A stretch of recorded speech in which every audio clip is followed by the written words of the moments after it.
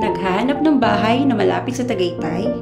Modern, quality, at aesthetic, at higit sa lahat, spacious ang space mo at high ceiling. Baka ito na ang property na hinahanap mo.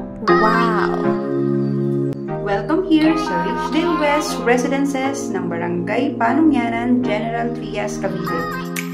Malapit lang po ito dito sa Tagaytay, kaya tingnan nyo naman po yung ambience. Napaka-cold down, ang breeze at malamig.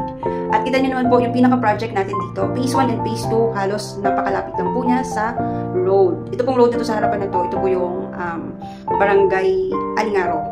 Then, mga 1 minute lang po sa labasan, nandiyan na po kayo sa may Crisanto de los Reyes. And 1 ride lang po, nandun na po kayo sa barangay ng Asamanggahan, General Trias. So, malapit po kayo sa pinakabayan ng General Trias.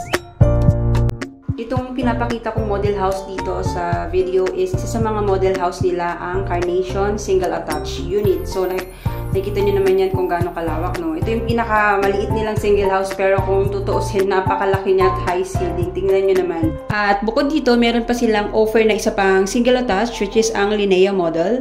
Naka-flash sa screen ninyo ang complete details. And also, meron din silang offer na townhouse. At hindi po ito basta-basta townhouse lang, expanded po ito. Ibig sabihin, sa lahat po ng post namin ng townhouse, ito po ang may pinakamalaking townhouse dito sa General Trias, Cavite.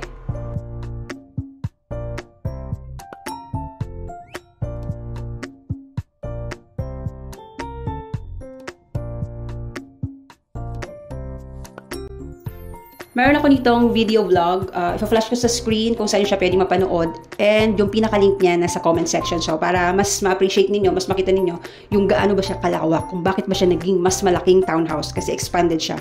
Ang model house na ito is Hasmin Expanded. So, pwede kayong kumuha ng end lot. May available pa tayo. And marami tayong available na inner lot. And sa mga magtatanong, ito po ay under Pag-ibig Financing. Yes po, lahat po ng unit natin dito ay under Pag-ibig Financing. And ngayon naman, i-flex naman natin ang amenities na meron dito sa Richdale West Phase 2. Yes po, tama po kayo. Magkaiba po ang amenities na offer, na halos the same lang din naman.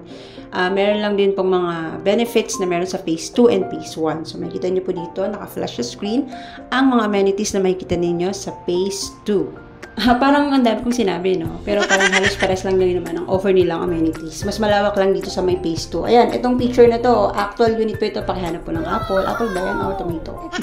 And wala lang po dito yung swimming pool. Kasi maraming nagtatanong kung may pool ba. Wala lang po dito ang swimming pool. Pero po, tingnan nyo naman, busog na busog kayo sa pinaka-greeny environment. Wow. Freshness, talagang hindi kayo tinipid. Wow. Siyempre, nasa Tagaytay nga dapat talaga mas greeny ang place. So, yun lamang po muna for today's video, guys. So, vlogger. I mean, kung may mga questions kayo, kung gusto ninyong magpa-tripping dito, ako po mismo magti-tripping sa inyo, message lang po kayo, or comment, or direct message po na naka-flash ninyo sa screen. So, yun lang po. Bye!